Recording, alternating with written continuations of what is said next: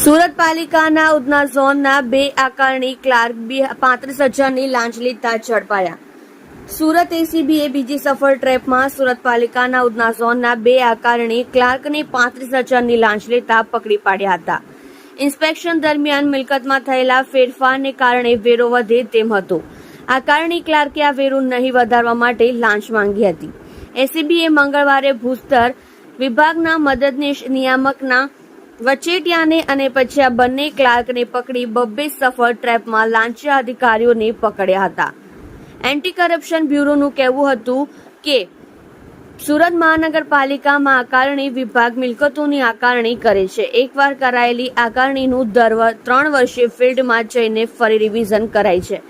જો મિલકતમાં કોઈ સુધારા વધારા કરાયા હોય તો તે પ્રમાણે ફેર આકારણી કરીને પાલિકાના દફતરે જે તે મિલકતનો વેરો વધારવા કે ઘટાડવામાં આવે છે।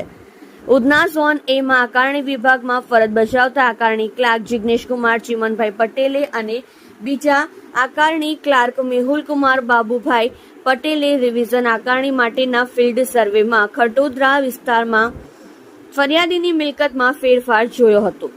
એટલે ફેરફારની નોંધ પાલિકાની દફતરે કરાય તો ફરિયાદીની મિલકતનો વેરો વધે તેમ હતો।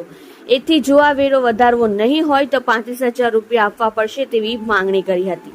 ફરિયાદી આ લાંચના રૂપિયા આપવા માંગતો નહોતો એટલે તેણે એન્ટી કરપ્શન બ્યુરોને ફરિયાદ કરી હતી। એસીબીએ છટકું ગોઠવ્યું હતું।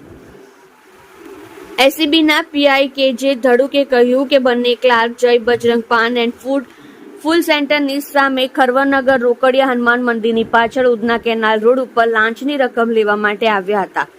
ફરિયાદીએ જેવી 35,000ની લાંચ આપી કે તરત જ છુપાવેશમાં હાજર અમારા એન્ટી કરપ્શન બ્યુરોના અધિકારીઓ અને સ્ટાફે તેમને લાંચના રૂપિયા સાથે ઝડપી પાડ્યા હતા। અત્રે ફરિયાદ મળેલી કે ઉધના જાન સુરત મહાનગરપાલિકા વહીવટી ક્લાર્ક તરીકે ફરજ બજાવતા જિગ્નેશ પટેલ તેમજ મેહુલ પટેલ જે બંને ક્લાર્ક તરીકે ફરજ બજાવે છે, વર્ગ 3ના અધિકારી છે બંને।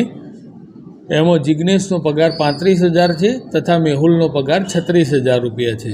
આ કામે મળેલ ફરિયાદના કામે કે વેરાનું રિક્વિઝિશન કરવા માટે આ બંને આરોપીએ ફરિયાદી પાસેથી 35,000 રૂપિયાની લાંચની માગણી કરેલી અને એ માગણી કરેલ લાંચની રકમ સ્વીકારતા બંને જણા પકડાઈ ગયેલ છે, જેઓ બંને વિરુદ્ધ કાયદેસર કાર્યવાહી હાથ ધરવામાં આવેલી છે। વેરો રિક્વિઝિશન કરવા માટે ફરિયાદીએ પોતાનું મકાન રેન્ટ ઉપર નહીં બતાવવાનું, જે કારણે એમનો જે વેરો છે એનું બિલ ઓછું આવે એ માટે થઈ અને વેરા રિક્વિઝિશન માટે એમણે લાંચની માગણી કરેલી। હા, એ હવે આગળની તપાસમાં એમની બેકગ્રાઉન્ડ ચકાસી અને તમામ મુદ્દે તપાસ હાથ ધરવામાં આવશે। હા, એવું આ બાબત છે। અમે જે બી તપાસમાં જે વિગતો સામે આવશે એ વિગતો ફરીથી તમારી સમક્ષ અમે રજૂ કરશું।